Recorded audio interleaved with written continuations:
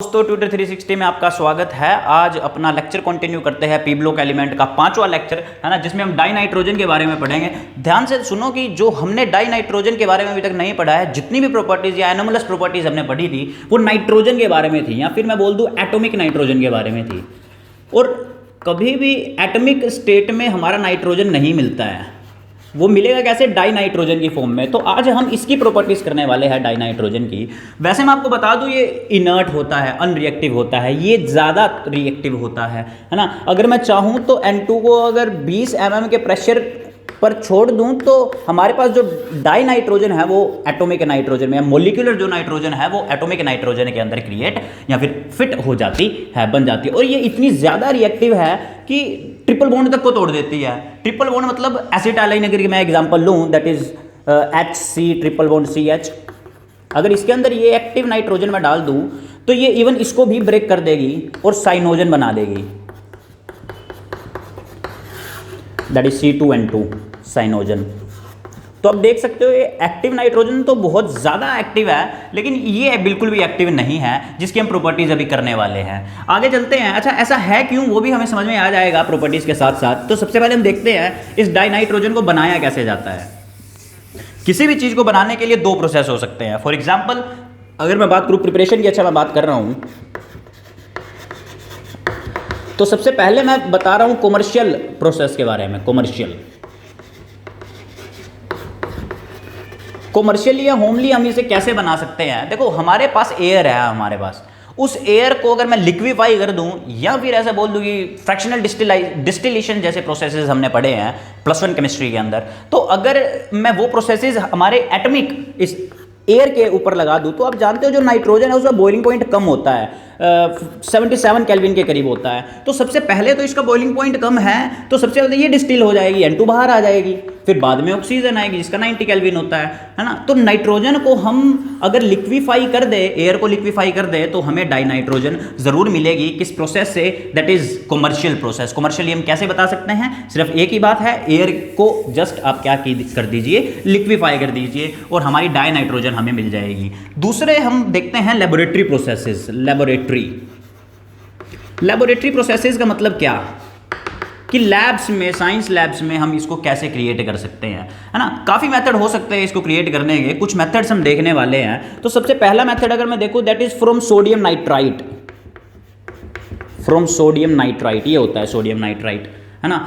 अच्छा, sodium nitrite कहाँ से बनता है? अगर मैं अमोनियम क्लोराइड लूँ और अमोनियम क्लोराइड के अंदर मैं डाल दूँ क्या, हमारा NaNO2 that is sodium nitrite, तो हमें मिलेगा क्या? Ammonium nitrite, NH4NO2। ठीक है।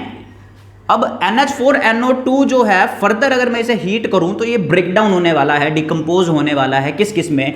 नाइट्रोजन के अंदर और वाटर के अंदर।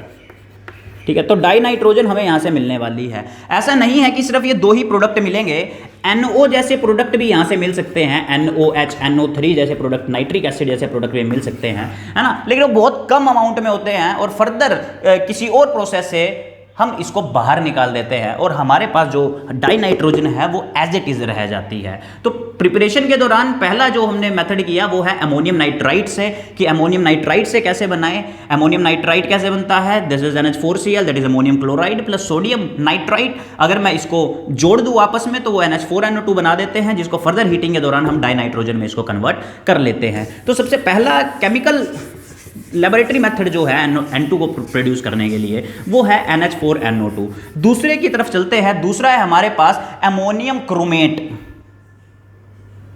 Cr2O7, है ना, क्रोमेट। आपने K2Cr2O7 पढ़ा है और वहीं से ही चलो इसको बना लेते हैं, है ना, वहीं से तो बनेगा। अगर मैं इसमें अमोनियम क्लोराइड डाल दूं तब यही तो बनने वाला है, NH4Cr2O7, है ना। एक और प्रोडक्ट बनेगा KCl, चलो उसका तो हमें कोई काम नहीं है। फर्दर इसको अगर मैं हीट कर दूं, अगर मैं फर्दर इसको हीट कर दूं तो मुझे क्या मिलने वाला है? मेरा N2 वापस मिलने वाला है प्लस Cr2O7 जो है वो वापस मिलने वाला है। मतलब डाई नाइट्रोजन को मैं इससे भी प्रोड्यूस कर सकता हूं, है ना। डाई नाइट्रोजन का प्रोसेस बहुत ज़्यादा ईजी हो चुका है। One is that is ammonium nitrite, second is that is ammonium chromate. Reaction से इंपॉर्टेंट होती है, ज़्यादा किसी चीज़ों में कंफ्यूज मत हुआ करो, ठीक है। आगे चलते हैं। दैट इज दो प्रोसेसेस हम कर चुके हैं, एक और प्रोसेस पढ़ते हैं, that is from azide. From azide, azide भी क्या मैं ले लेता हूं, सोडियम अजाइड ले लेता हूं, सोडियम अजाइड। बेरियम अजाइड भी ले सकता हूं, लेकिन सोडियम अजाइड के साथ हम अपनी रिएक्शन देख लेते हैं कैसी जा रही है। सोडियम अजाइड Na, अजाइड होता है N3, है ना, मतलब क्या बनाएगा NaN3, Na3N, ये होगा सोडियम अजाइड। अच्छा, ये मैं क्या कर रहा हूँ, ये जस्ट मोलिक्यूलर फॉर्मूला बना रहा हूँ। हम +2 क्लास, 7th क्लास में, 8th क्लास में ये सब चीज़ें सीखते हैं। इस पर +1 का चार्ज होता है, इस पर +3 का होता है, क्रॉस मल्टीप्लाई कर देते हैं तो ये Na3N बन जाता है। तो सोडियम अजाइड हमारे पास है। ये सोडियम अजाइड भी फर्दर डिकम्पोज होगा किस में, डाई नाइट्रोजन में, और किस में, सोडियम के अंदर। तो ये जो डाई नाइट्रोजन है फर्दर हमें मिल चुका है, किसके तहत, लेबोरेटरी प्रोसेस के तहत हमें डाई नाइट्रोजन मिल चुका है। और बहुत ज़्यादा इंपॉर्टेंट रिएक्शन है ये, क्योंकि NaN3 जो है वो हमारा एक बहुत अच्छी जगह यूज़ होता है, वो है दैट इज़ एयर बैग। गाड़ी के अंदर एयर बैग होते हैं जो हमें एक्सीडेंट के दौरान बचाते हैं, उनके अंदर यूज़ होता है। काम कैसे करता है ये NaN3, देखो ये बैलून के अंदर होता है, ठीक है। बैलून जैसे ही हमारी गाड़ी जो है कहीं हिट करने वाली होगी तो ये बैलून जो है इस NaN3 को इलेक्ट्रिकल सिग्नल पास आउट कर देगा, है ना। इंजन जो है इलेक्ट्रिकल सिग्नल पास आउट कर देगा, हीट दे देगा। हीट के दौरान ये इसमें टूट जाएगा, डाई नाइट्रोजन मिल जाएगी। डाई नाइट्रोजन का प्रेशर बहुत ज़्यादा होता है, एकदम से ये वो जो बैलून है वो फूल जाएगा और हमें आके हिट करेगा, जिससे हमारी जान बच जाएगी एक्चुअल में, ठीक है। और ये भी हमने देखा है कि साथ साथ ना बहुत ज़्यादा धुआं हो जाता है वहाँ पर, जब भी एयर बैग खुलता है तो बहुत ज़्यादा धुआं हो जाता है।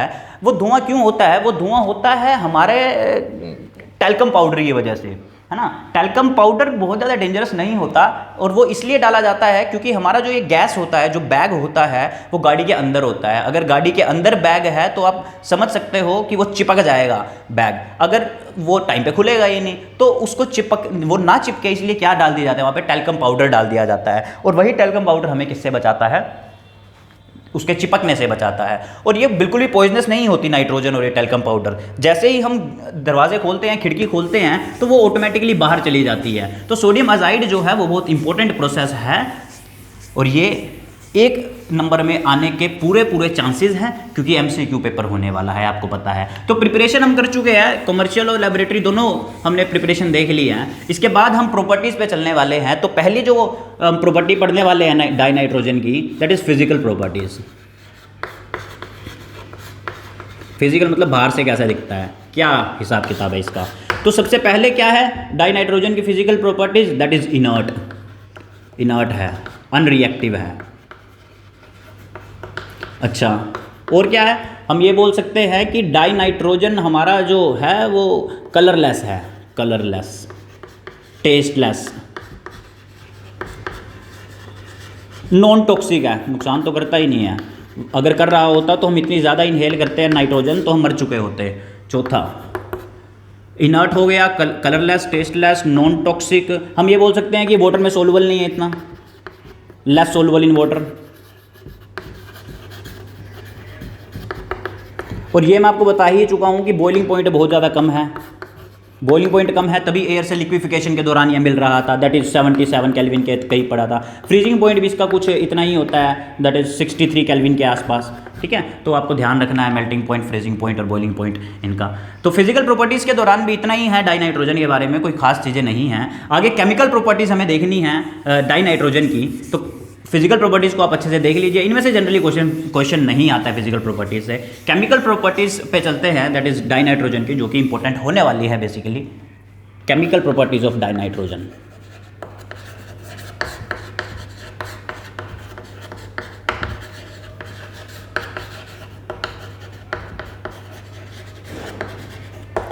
देखो chemical property of dinitrogen में मैं क्या करना, सबसे पहली प्रॉपर्टी है what it do when it is placed on litmus paper. मतलब लिटमस पे क्या करने वाला है, एसिड है, बेस है, क्या है।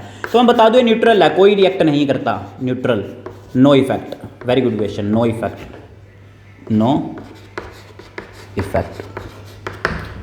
पहली लिटमस पढ़ी। दूसरी में हम करने की कोशिश करते हैं फॉर एग्जाम्पल कि ये मेटल्स के साथ कैसे रिएक्ट करता है, मेटल्स के साथ कैसे रिएक्ट करता है, activity with the metals. Metals में 3-4 ले लेता हूँ। मैं बता दूँ आपको, आयनिक नाइट्राइड बनाता है, आयनिक नाइट्राइड्स,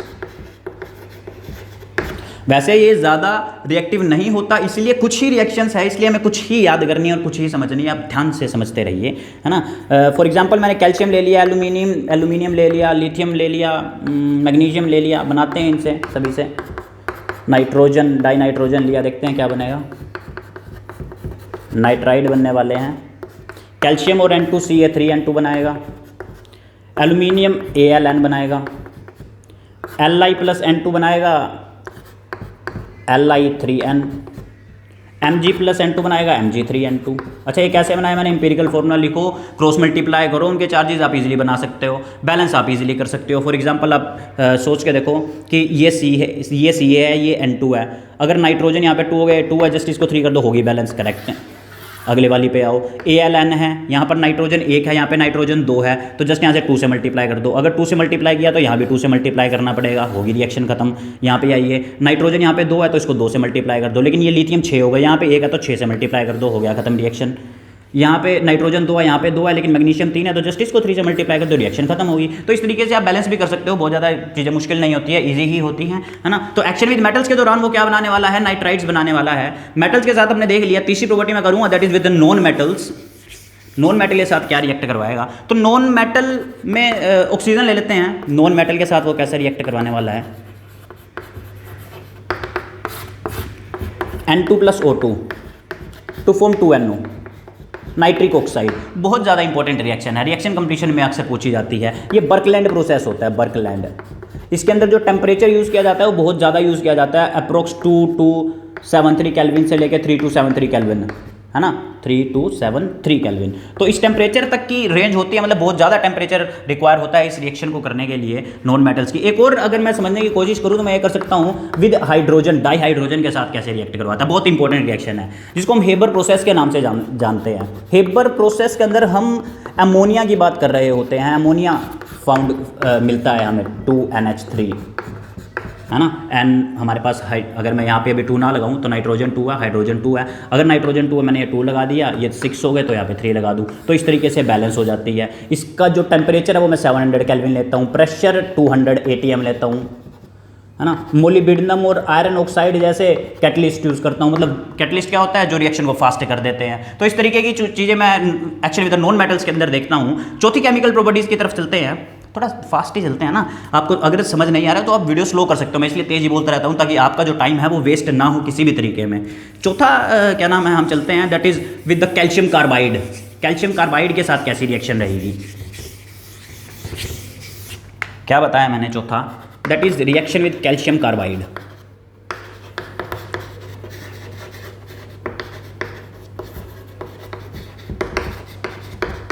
कैल्शियम कार्बाइड मतलब ये कार्बाइड CaC2, ठीक है। CaC2 कैसे रिएक्ट करने वाला है? किसके साथ रिएक्ट करेगा? डाई नाइट्रोजन के साथ रिएक्ट करा देगा और क्या बनाएगा? CaCN3। This is what?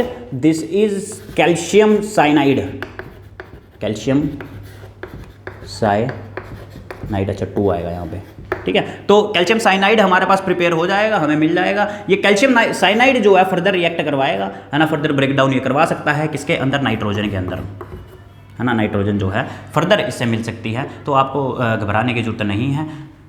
Nitrogen हमारे पास फिर से इस रिएक्शन के दौरान कैल्शियम साइनाइड की हेल्प से ही मिल सकती है, just upon heating upon it, है ना। तो रिएक्शन विद कैल्शियम कार्बाइड भी बहुत ज़्यादा मुश्किल नहीं है। कैल्शियम कार्बाइड के बाद हम देखने वाले हैं क्या? रिएक्शन विद एल्यूमिना और कोक, है ना। अगर एल्यूमिना और कोक को साथ में ले लिया जाए, एल्यूमिना प्लस कोक, और नाइट्रोजन के अंदर डाल दिया जाए तो क्या होगा? दैट इज एल्यूमिना मतलब क्या? Al2O3, बहुत अच्छा एड्जॉर्बर होता है ये। कोक मतलब कार्बन, इसके अंदर क्या डाल दो? नाइट्रोजन डाल दो, क्या बनाएगा? AlN बनाएगा, आप जानते हो। AlN के साथ साथ और क्या बना सकता है? और ये बना सकता है दैट इज CONO, है ना। आपको क्या फ़र्क पड़ता है ना। तो मेन प्रोडक्ट हमारा ये है, AlN बनाएगा जब ये एल्यूमिना और कोक के साथ जो है रिएक्ट करवा रहा होगा। केमिकल प्रॉपर्टीज़ और फिजिकल प्रॉपर्टीज़ इतनी सी ही हैं हमारे पास यहाँ पर डाई नाइट्रोजन की, है ना। आई होप आपको फिजिकल और केमिकल प्रॉपर्टीज़ में कोई डाउट नहीं होगा। ये तो हम पहले ही देख चुके हैं कि ज़्यादा फिजिकल या केमिकल प्रॉपर्टीज़ हमारे पास नहीं होती। क्यों नहीं होती? क्योंकि हमारा जो डाई नाइट्रोजन है वो अनरिएक्टिव होता है। अच्छा, क्वेश्चन ये भी आ सकता है कि why it is unreactive, unreactive क्यों है? तो अब सोचो, अगर नाइट्रोजन के अंदर 3 बॉन्ड्स हैं एनर्जी को तोड़ने के लिए उन बॉन्ड्स को बहुत ज़्यादा लगेगी। मैं आपको बताऊं तो अप्रोक्स 943 किलो जूल पर मोल जो एनर्जी है हमारे पास वो मिलती है, वो लगती है एक बॉन्ड को तोड़ने के लिए नाइट्रोजन के। दैट मीन्स कि बॉन्ड डिसोसिएशन एंथैल्पी होती है वो। तो मैं यहाँ पर लिख भी सकता हूँ why it is so, because N2 जो है N ट्रिपल बॉन्ड N बनाता है, बहुत ज़्यादा एनर्जी लगेगी। फॉर का इंफॉर्मेशन इट इज़ लाइक तो अप्रोक्सीमेट 943 किलो जूल पर मोल। इसको तोड़ने के लिए जो एनर्जी लगेगी, इसलिए ये अनरिएक्टिव होता है, इसलिए ये इनर्ट यूज़ होता है। तो अगर यूसेज की बात आ गई तो लास्ट हमारे पास डाइनाइट्रोजन की चीज़ भी क्या रहती है, यूजेस या फिर एप्लीकेशंस। यूजेस या एप्लीकेशन क्या होते हैं? यूजेस या एप्लीकेशंस ऑफ डाइनाइट्रोजन।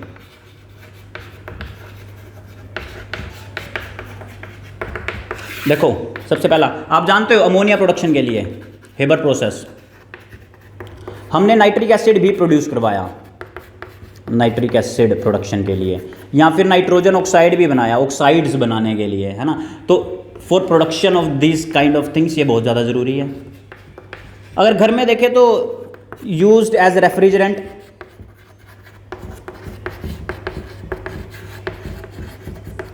अगर ये इनर्ट है तो ये एटमॉस्फेयर देने के भी काम आ सकती है। किस इंडस्ट्री में? That is iron and steel industry, क्योंकि वहाँ पर इनर्ट एटमॉस्फेयर की बहुत ज़रूरत होती है, चीज़ें किसी और चीज़ों के साथ रिएक्ट ना करें। आयरन एंड स्टील इंडस्ट्री भी ये काम आती है। अगर ये इतना ही अनब्रेकेबल है तो अगर मैं इसको थर्मोमीटर के अंदर डाल दूँ तो हाई टेम्परेचर को मेजर करने के लिए भी ये काम आता है ना। Use to measure high temperature when it is filled in a thermometer, used to measure high temperature.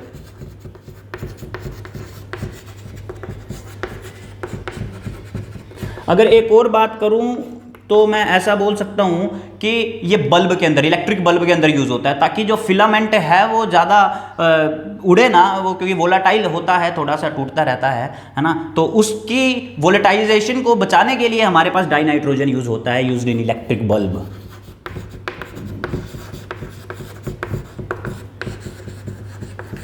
तो ये हम उस चीज़ के बारे में जान चुके हैं जो हमारे एटमॉस्फेयर में सबसे ज़्यादा प्रेजेंट है, सबसे ज़्यादा इंपॉर्टेंट है डाइनाइट्रोजन। नंबर ऑफ रिएक्शंस ये कर रहा है। हाँ, ये अनरिएक्टिव है तो केमिकल रिएक्शंस थोड़ी सी कम है, बट इसके जो यूसेज है वो बहुत अच्छे यूज़ है और इसको बहुत सी ऐसी जगह यूज़ किया जा सकता है ना, जहाँ पर बाकी सारी की सारी गैसेज जो है वो फेल हो जाती है। इनएक्टिव गैस है हमारे पास डाइनाइट्रोजन, है ना। अगर एक्टिव होती तो ये रिएक्ट करवा देती।